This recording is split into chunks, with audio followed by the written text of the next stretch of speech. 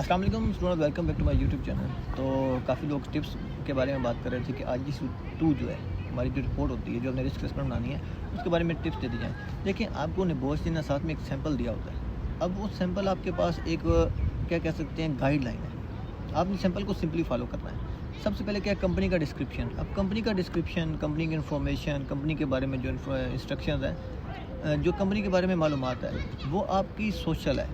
आपने जिस कंपनी में काम कर रहे हैं, जिस कंपनी का आपने रिस्क असेसमेंट किया है, आप सिंपली उसके बारे में जो भी रिसर्च अवेलेबल है, गूगल पे अवेलेबल है, कंपनी के अपना कुछ वेबसाइट है उस पर अवेलेबल है, वहाँ से ले सकते हैं। कंपनी ABC क्या काम कर रही है, किस लोकेशन पे काम कर रही है, किस तरह के प्रोजेक्ट लेती है, कब से इस्टेब्लिश हुई है, कितनी मैन पावर है, कौन से बड़े बड़े प्रोजेक्ट किए, तो वो सब नॉर्मल चीज़ है। आप उस कंपनी के बारे में लिख देंगे।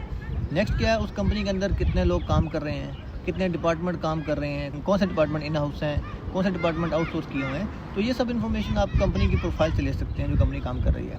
Shift pattern, day and night चल रहा है, डे में कितने लोग हैं, नाइट में कितने लोग हैं, उसकी शिफ्ट की टाइमिंग क्या है, पूरा चीज़ आपको वहाँ पे लिखी है। सिंपली आपने उस कंपनी के अकॉर्डिंग जो चीज़ें हैं, सैंपल में आपको एक सैंपल दिया हुआ है कंपनी के, आपने वहाँ पे डिटेल्स फिल कर देनी है। नेक्स्ट जो इंपॉर्टेंट पार्ट आता है हमारे पास, हज़ार्ड आइडेंटिफिकेशन। आपने हज़ार्ड आइडेंटिफाई करने एज़ पर कैटेगरीज।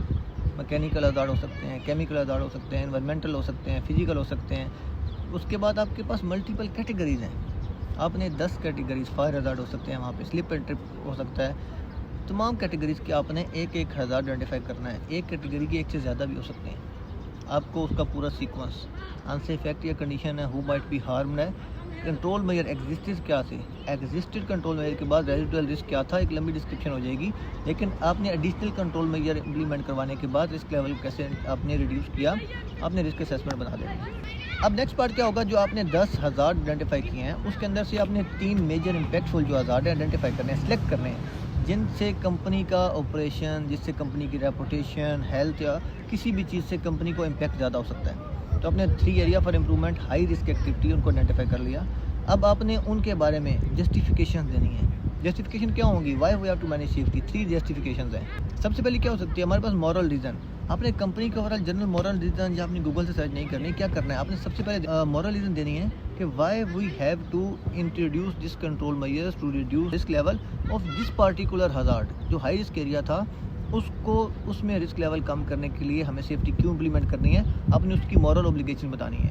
फिर उसी के अगेंस्ट आपने फाइनेंशियल कॉस्ट बतानी है। अगर हम इसको इम्प्लीमेंट करेंगे, हमारी क्या कॉस्ट सेविंग होगी, इम्प्लीमेंट करने में कितनी कॉस्ट आ रही है, अगर इम्प्लीमेंट नहीं करेंगे एक्सीडेंट होता है, इनडायरेक्ट डायरेक्ट कॉस्ट, उस एरिया में जो आपने हज़ार्ड आइडेंटिफाई किया हाई रिस्क एक्टिविटी, उसके अकॉर्डिंग बतानी है।